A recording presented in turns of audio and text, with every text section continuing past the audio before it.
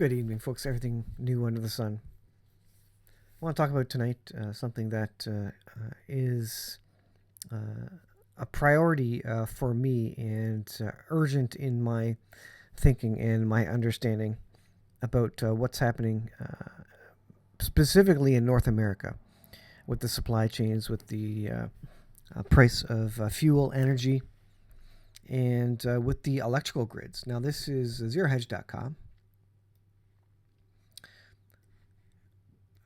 Build blackouts better. Half of America faces blackouts, power blackouts this summer. Regulator warns. Tens of millions of Americans could be thrown into summer of hell as a mega drought, heat waves, and reduced power generation could trigger widespread rolling electricity blackouts from the Great Lakes to the West Coast. According to Bloomberg, citing a new report from the North American Electric Reliability Corporation, or NERC, a regulatory body that manages grid stability. NERC warns that power supplies in the western U.S. could be strained by historic droughts, reducing hydroelectric capacity due to falling reservoir levels, and what's expected to be an unseasonably hot summer. Compound the hellacious weather backdrop with grids decommissioning fossil fuel plants, right?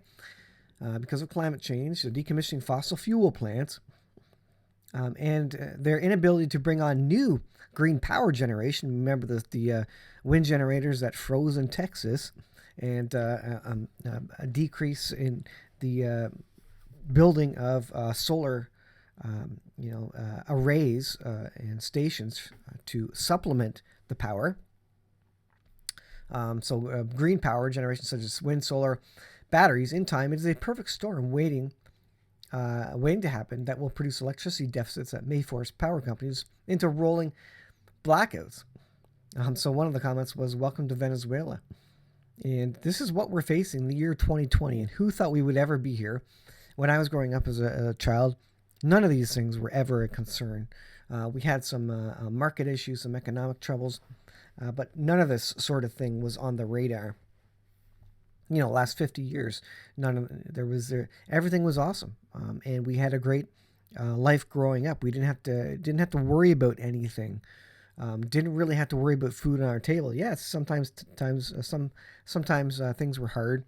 We had less food on our table, but we didn't have to worry about power grids going out and these sort of things. This is completely brand new.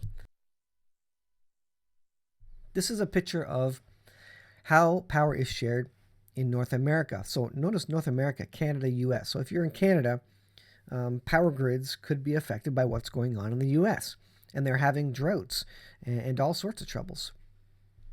So red is the Western interconnection. So California going over to Nevada there and the northwestern states. And then we have Texas at the bottom there in the yellow. Of course, they've had trouble with their wind turbines freezing up and that sort of thing, and they've had lots of trouble with renewable energy. Then you have the gray lined one, the Eastern connection, and then the Quebec interconnection. So Quebec provides a lot of hydroelectric. And you notice that the Eastern interconnection goes up into the Maritimes, New Brunswick, Prince Edward Island, Nova Scotia there, while the Quebec interconnection is really just a Quebec there. But these are linked, and the problem is with these interconnected, by definition, interconnected grids. There's a cascade effect. If one goes down or is low on energy, it tries to pull from another grid, and if that other grid is already being strained because of droughts and heat waves and whatever else is going on, then it will try and it will not be able to produce enough power to support the other grid. That means there's cascading failures of grids, and literally all these grids could go down potentially in a bad situation. So, and this is going to come at a time when people are moving away from fossil fuel even more, because fossil fuels are very expensive: gas, propane, heating oil, etc. And they're moving to electric things. Like in the winter, a lot of people here will move away from heating oil. They'll move to heat pumps, which is full electric. That means that accordingly, as the price of fuel diesel, heating oil has increased, basically 100%, that means electricity is bound to go up. And this is the warning I give to you. I think as everybody switches off fossil fuel, electricity, and this is what the government and everybody's pushing. They're pushing us all to electricity, electric vehicles, electric this, electric that, solar, wind, everything's electric. But that means that at some point, electricity is going to increase as everybody starts switching over to it, away from fossil fuels. That means this summer, this winter, electricity prices are going to spike per kilowatt hour. And I think this is kind of the next big thing to prepare for, to ensure that I have maybe some ability to shield my household, my family, from significant electricity costs. We currently spend about, I think it's 200, between 180 and $230 Canadian a month on electricity. That's hot water, domestic hot water, lights, washing machines, dryers, dishwashers, all these first world things that we have to supposedly make life easier. They draw a lot of electricity, and deep freezers as well. And so that's a lot of money. And if the price were to double in electricity, can I afford another $200 a month in electricity? I don't think so, but I think that's where it's going. If the price of oil and gas doesn't go down, everybody's going to switch to electric. And our grid will have to purchase more, and everybody's going to have to purchase more. And that means they're going to increase their costs, and to be on par, at least there to be some ratio against fossil fuels. And so it's going to spike. And electricity is not going to be such a deal as it is right now, supposedly, in terms of charging your Tesla and these sorts of things. They say, well, electricity is cheap, so, it's super cheap to charge your Tesla. Well, no, when everybody has Teslas, filling your Tesla or charging it is going to cost just as much, if not more, than it did to fill your fossil fuel vehicle, your internal combustion engine, because the price of electricity, since everybody is now on it, everybody will be using electricity even more, and then we get into more trouble, and then there's more power generation needed, etc. So that being said, I'm now starting to focus on, can I get some larger solar panels? What does it look like to run our whole house off of solar in a pinch, in a blackout scenario? Or maybe longer term, maybe we decide to turn off our main 100 amp panel for a month and see if we can survive off solar for a month. Maybe we have to shut off our fridge and use a mini fridge or something, and remove one of our deep freezers, and keep all of our lights off in our house. If that saves us 200, 250, if the electricity prices go up 400, that saves us $400 a month.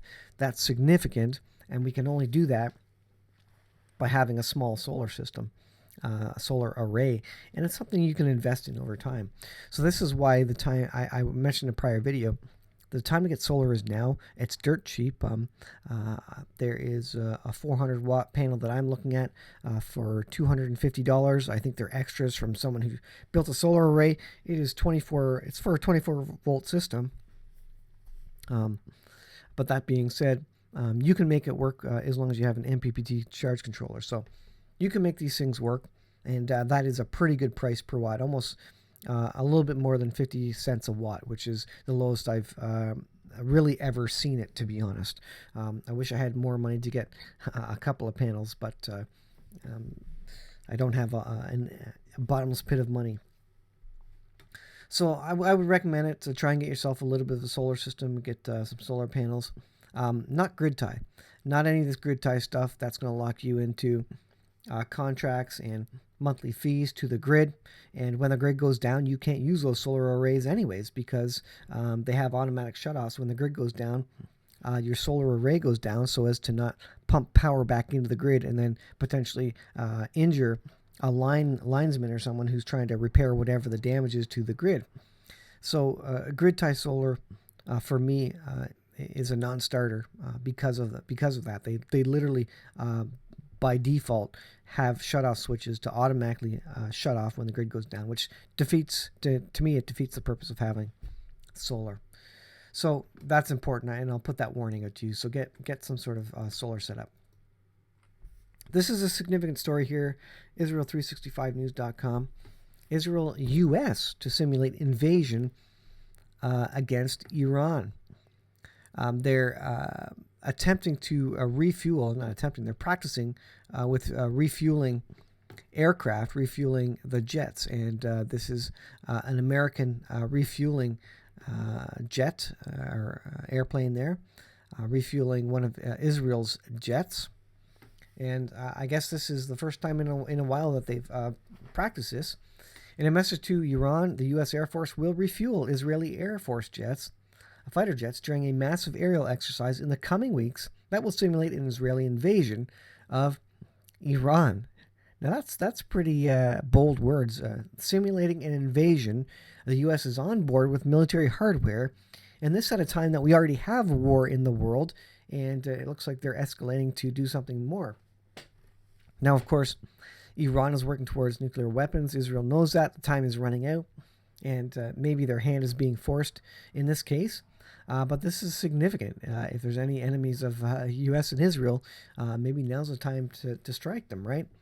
The exercise is part of the IDF's largest war drill in decades, dubbed Chariots of Fire, and that's kind of an ominous sort of name to give it. The month-long exercise will prepare forces for intense multi-arena combat in the air, at sea, on land, and in the cyber arena, a statement by the Israeli military stated. Now, the fact that they're recognizing and practicing for multiple arena combat, this, to me, reads more like a more serious and timely practice of what could be coming in the near future versus what we've seen in the past, where they have done some bombing runs, practice runs and refueling runs, but never kind of all together, never going to multiple land, air, sea, and also including the cyber arena. This is kind of all coming. They're basically simulating an actual war with Iran. Not only that, they're using the words of Israeli invasion of Iran, which is interesting words to be using. Was that just a coincidence that they use that, or are they actually thinking that a ground invasion of some sort is necessary to deal with Iran? The IDF's top priority is to protect Israeli citizens and strengthen the sense of security within the state of Israel. Throughout the exercise, IDF soldiers will continue to carry out counterterrorism activities and strengthen defensive efforts at the Judea and Samaria security border. It described the operation as one that aims to both increase IDF's defensive readiness and examine its preparedness for an intensive and prolonged campaign. Chariots of Fire will include regular and reserve IDF personnel from all commands, branches, and directorates, according to the statement. IDF combat units, headquarters, and professional arrays will all participate. This is a big deal. This is a big drill. This is including U.S. Air tankers and refueling practice. This could be practicing really for what could be coming in the very near future. And this has been on the cusp of happening for a few years now, as Iran is getting closer and closer to a nuclear weapon. And Israel has always went in there covertly and destroyed or sabotaged their race to a nuclear weapon. But it may be at this point they're seeing no alternatives, and they need to go in and actually do some physical damage to the centrifuges and the nuclear weapons research facilities at Natanz and other locations. This on top of the fact that for the first time, I think in a long time, if not ever, that the Russian S-300 anti-aircraft battery was used and fired against Israeli aircraft. So we have an escalation there as well. Russia in the Syrian theater of war, now all of a sudden firing at Israeli jets. What are they going to do? Iran and Russia, have some agreements. What are they going to do? What is Russia going to do there to protect Iran and go to battle with Iran against Israel? quickly the world is coming into a situation where a World War III looks inevitable. All nations of the world are gearing up for it. There's bids to get into NATO by Finland and Sweden. Turkey is denying them right now, vetoing it currently. But the world is heading there. And what happens just before we get to World War III? Well, I think a world leader comes along, and he puts together, he leads a world government. And they say, you know what, we're at the brink of war. We're gonna bring peace. If everybody gets on board with this world government, we're gonna bring peace, prosperity again. We're gonna fix everything. But I think it gets really bad before the citizens of the world accept it.